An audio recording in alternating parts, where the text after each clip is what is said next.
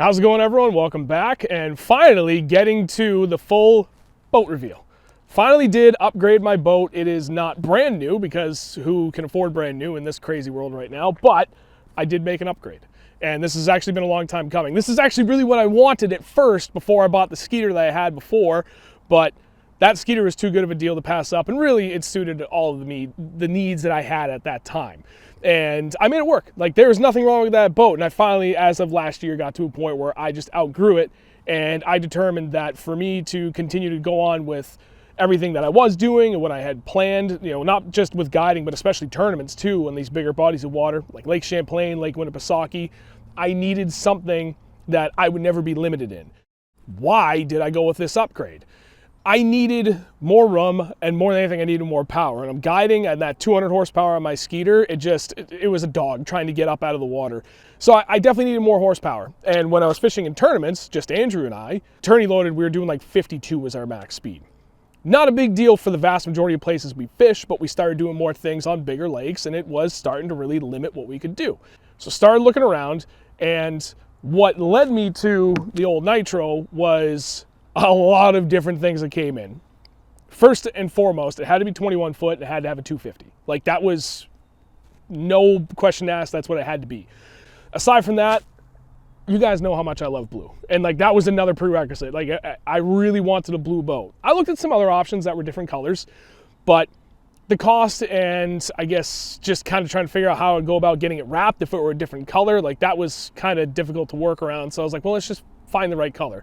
Dual console, I like the look of it better. I like having the extra storage, and it makes it a lot easier for filming because I can set up all the GoPros. Last but not least, and actually is probably the most important thing, as little hours as I could on the outboard. That was the biggest deciding factor on what landed me in this Nitro. Found other boats that would have worked, you know, 21 with a 250, but they all had like 350 plus hours on the outboard before I could get it down into my budget, which was still a pretty significant budget.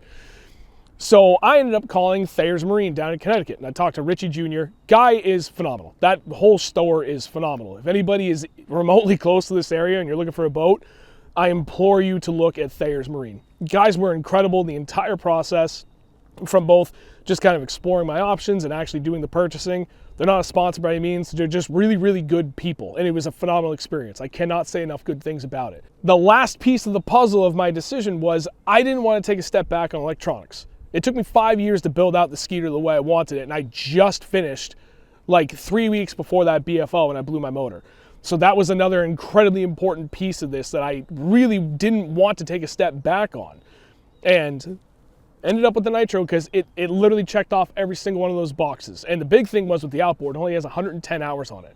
And that goes a long way. Plus it's a Mercury, and it sounds amazing when you start it, so it's kind of a win-win. So there's everything as to the why behind it all. Now let's get into the fun stuff and actually go through the boat. We're gonna start from the front, work our way back, talk about everything that we did, why I did it, and then at the end we'll kind of get into the immediate and kind of short-ish long-term plans that I have for upgrades. Some be like in 2 months, others will be probably 6 months down the road before the tournament season starts. There's a lot of moving pieces to this, but let's start with the front and work our way back and go from there. All right, now to the business end of the boat, because this is by far the most exciting aspect of any bass boat, at least in my opinion.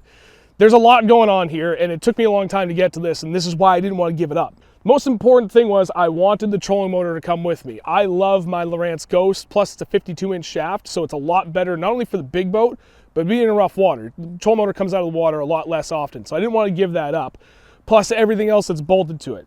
I've had the Mega 360, that's not new. I've showed that in the last 2 boat videos that I did. The newest thing, though, is the Cornfield Crappie Live Sweep. So I have forward-facing sonar. It's the Lowrance Active Target 1, the original. And I originally had it on the trolling motor. And it worked great, but as we got into the colder weather, and it's always friggin' windy here, especially when we fish down in the Cape Cod area during the winter, I was like, you know what? I can't do this anymore. I need a separate turret because I couldn't spot lock and effectively follow those fish in that really cold water. So finally bit the bullet and added that. I added the 0 degree mount, which I can't remember the company that makes it, but it just makes this a lot better overall for the transducer. I added the extension pole because it's a longer shaft than the trolling motor. And then last but not least, the one thing I still do have on here for my 360 is these dog bones from Bass Fishing Electronics. There used to be 3. There really doesn't need to be all 3. You can get away with just 2. 1, adds stability to the Mega 360 shaft. But 2, one of the things is if you're a guy like me that likes to fish both shallow and deep, When you go to lift this up, because you get in really shallow water, it takes the 360 with it. And because of the way I have the cornfield crappie mounted, that all comes up. So if I want to get into a foot of water, I just shut all that off and slide it up. Now my trolling motor's just in the water and life's gravy. The other thing, it's not a big deal. You can't really see it. I have a Ninja grass blade. Highly recommend those on the trolling motor. It just cuts up vegetation as you go through it. And I have that TH Marine prop nut on there. The big thing is really easy to come off by hand. If you get in a fishing line in the back of the prop, get that out, clean it up, put the nut back on, good to go. Now the other thing too is we're going through this, the boat's filthy. It's the middle of winter. Like I'm filming this the first weekend in December. It's dirty everywhere. I can't get around it. I use the boat still, I use the hell out of it, so I'm not gonna try and clean up, pretend like it's always clean. That's far from that. It's probably not gonna be clean again until March. But the rest of this, so I do have my Humminbird Helix 9 that's dedicated just to the Mega 360, HDS Live 16-inch.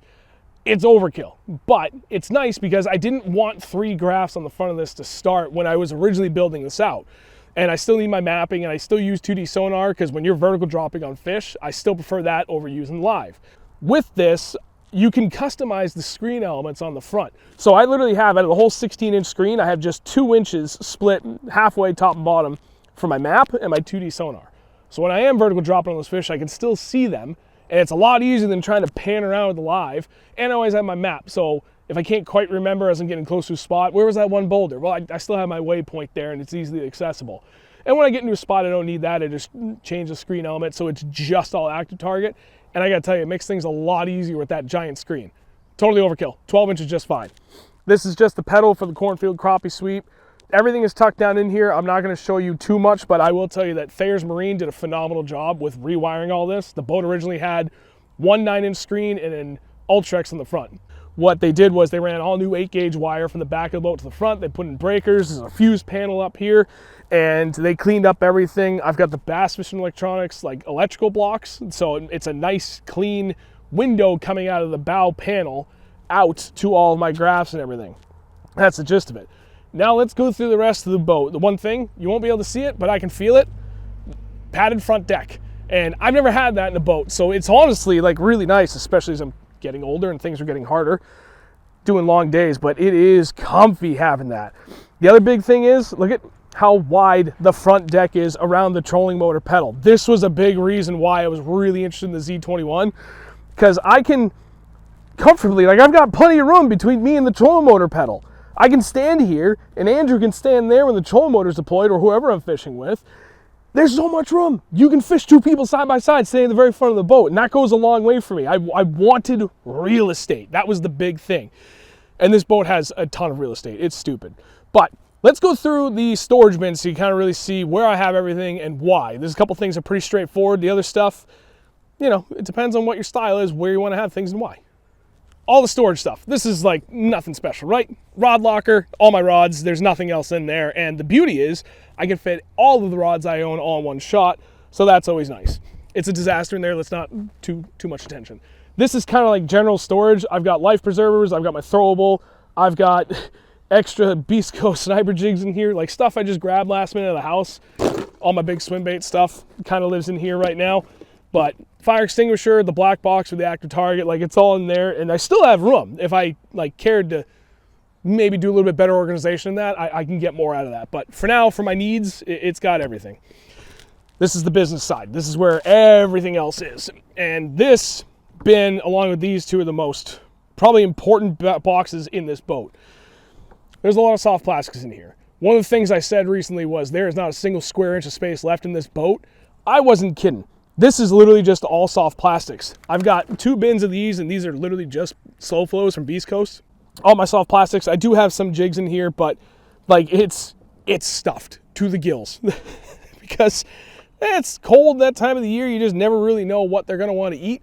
So I like to be prepared and be able to pivot whether we're going to go for a shallower kettle pond or deep water smallmouth. You know, I want to be prepared and have everything covered. And it's not like I really care about top end speed right now. Most of the time we're just idling anyway. So why not stuff it to the gills? So that's all the soft plastics. This is where really all the important stuff is. All my hard tackle is in here. There's not too much rhyme or reason to it. I tried to keep like all of my jigs in one side, and that includes like just naked jig heads. And then I tried to keep all my hard bait stuff in the other side. it's not perfect, but it's good enough. It's full. Like I said, I have it stuffed to the gills right now, and it's still even a mess from our last trip out last weekend. We had a good day. We had that 23-pound bag of smallmouth, which that video will be up soon. Last but not least, this is honestly one of my favorite things about this. Cooler, which is just stuffed to death with Beast Coast and Kitech right now. As stupid as this sounds, this is my favorite thing. I have a trash can. So it makes it really easy to keep the boat cleaner than I normally do. It's not clean right now. And then I just go dump it into my regular trash at home when I get home.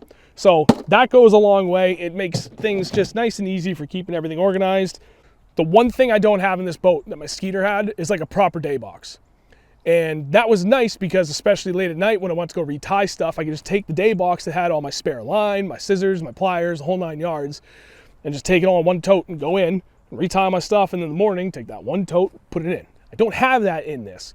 One of the things I was exploring was maybe getting something 3D printed that would kind of fit in this corner in here because I have the room for it, but that'll probably wait until later on this winter. But that's the front, you know, the business side of the boat where pretty much everything is. For this area, it's really straightforward. Give you a couple seconds on it. Day storage, right? There is a box underneath there for the passenger for their storage if they could, but I've got like extra line and fuses and things like that in there. I do have another HDS9 Live that this was the only thing that came from the boat electronics that I did keep. It does have hydraulic steering. It's got your blinker style tilt trim. It's got a hot foot.